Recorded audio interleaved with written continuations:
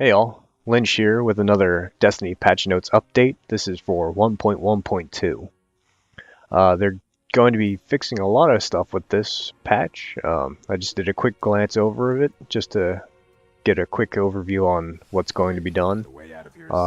You could see a lot of the things that they were going to do in all the weekly updates, but I'm just going to go over all of the actual patch notes now. So, they have some big things that happened in the just general settings and the way that the game works. First, we have the vault capacity increased to 24 armor slots, 36 weapon slots, and 24 general slots. They disabled the gear comparison in Vault on 360 and PS3 because of the additional memory needed.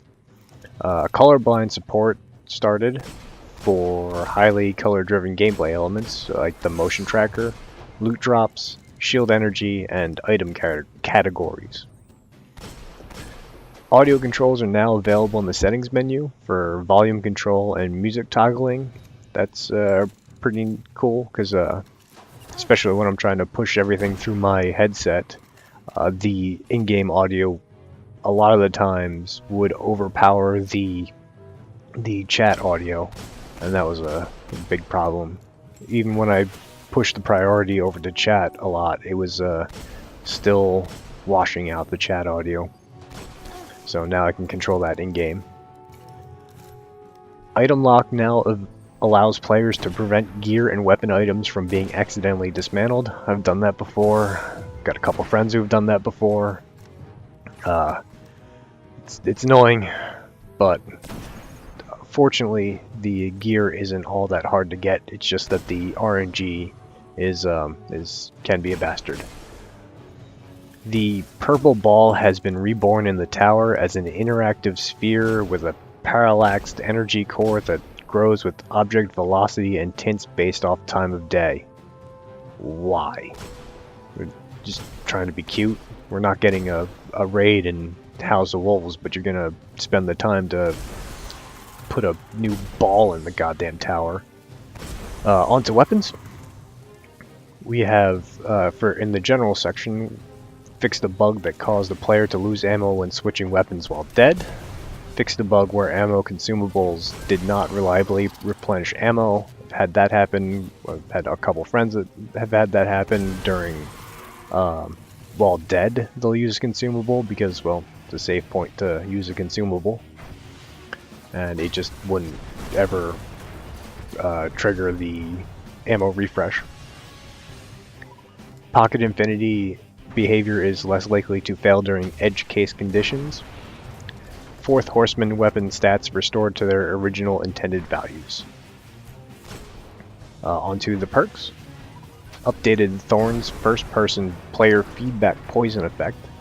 White Nail perk no longer triggers on immune targets. Defensive reflex on Don't Touch Me. Perk no longer triggers on throwing knives. Performance bonus ammo on fusion rifles reduced to match shotguns and sniper rifles. And fixed an issue introduced in 1.1.1 that allowed Icebreaker to persist ammo after respawn.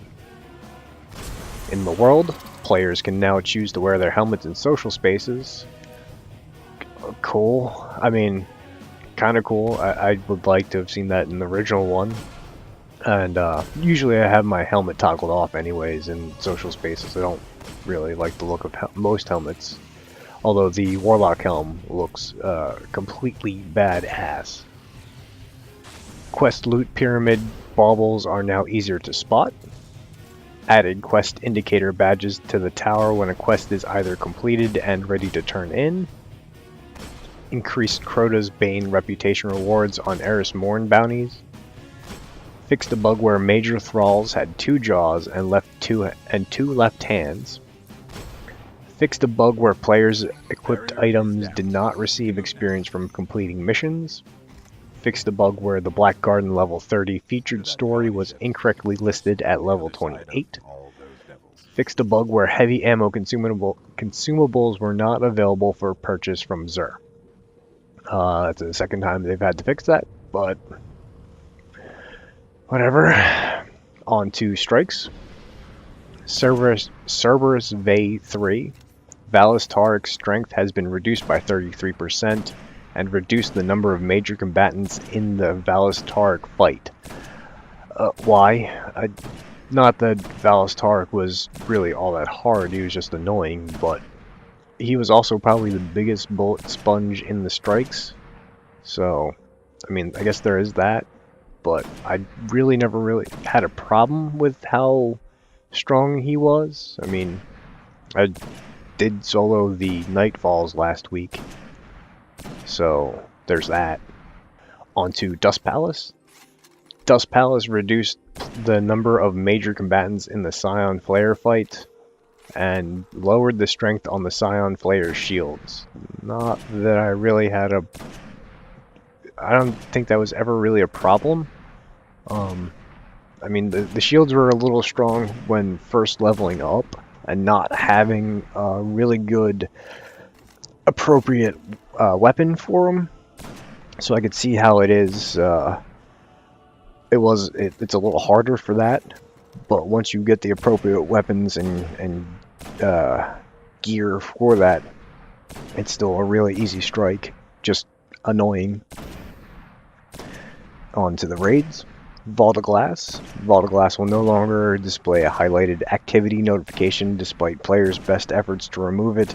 That was annoying because it would always be flashing that I had a quest there, even though that we've been doing hard mode for months now. Fixed a bug where splash damage could penetrate the Aegis bubble. I don't think there was a problem where the splash... Yeah, once in a while I had more of a problem where the Aegis bubble would just randomly stop working. The shield relic melee attacks now land should be on, but land on Minotaurs more consistently. Should have been fixed a long time ago, back when we were actually raiding that, but whatever. We fixed it now, almost 2 DLCs later. Improved issues associated with walking through the teleport.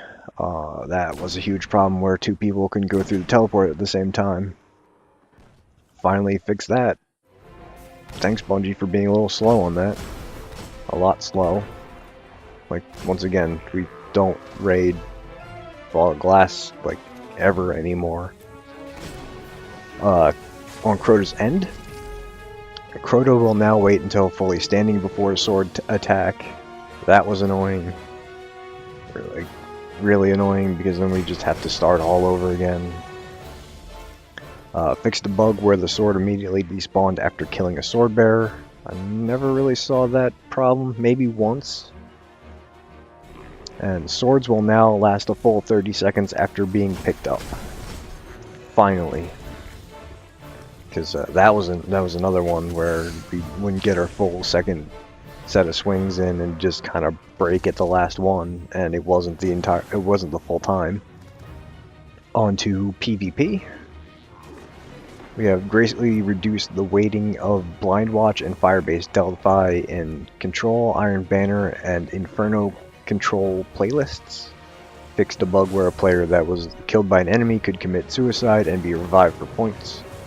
Fixed a bug that prevented players from receiving points for neutralizing a control zone. Fixed a bug where capture points were not properly disabled after the game ends. Added incremental revive timers to skirmish and salvage. Each time a teammate revives you, it takes longer before you can be revived again. Currently plus 5 seconds each revive. Stopping power now requires shotgun kills instead of sprees. Target practice now requires hand cannon kills instead of sprees. Electrocutioner now requires fusion rifle kills instead of sprees. On the maps, Anomaly. Added invisible physics over the pool table to keep people from hiding. Shores of Time added kill volume to the open edge of a cave into keep players from hiding. Wow, some of this English is just bad. The Burning Shrine moved the spawn point to fix camera view. Onto ammunition. Crates are now visible for all players long before they are available to pick up, with a countdown timer added to show when they will arrive. Guardians no longer drop special ammo on death, lower the amount of special ammo picked up from the crates from 50% to 25%. Special ammo crate respawn time raised from 45 seconds to 120 seconds. Wow, that's a jump. I guess they're following up on their hard nerf. Increased drop radius when a friendly picks up a special crate from 20 meters to 100 meters. Oh, well, there's that. Slightly increased interaction time on special ammo crate from 0.1 seconds to 0.8 seconds. Reduced the number of special crates on the map and relocated them from 6 to 8 crates to 3 to 5 crates. Special and heavy ammo bricks now despawn when a player dies or on a timer, 20 seconds for special, 30 seconds for heavy. Heavy ammo now lets everyone know which player or faction picked up ammo. Increased warning time on heavy ammo from 10 seconds to 15 seconds. For the UI, new visual treatment to quest nodes and nodes that involve quest activities or steps. Players can now click the left stick to hide the UI while inspecting items for screenshotting/sharing purposes. Fixed a bug where precision kills did not appear correctly in the PGCR. UI flyouts are now easier to navigate, i.e. Amazon flyout menu. For the audio, fixed an issue where stealth vandal audio was being suppressed by gunfire or other loud sounds.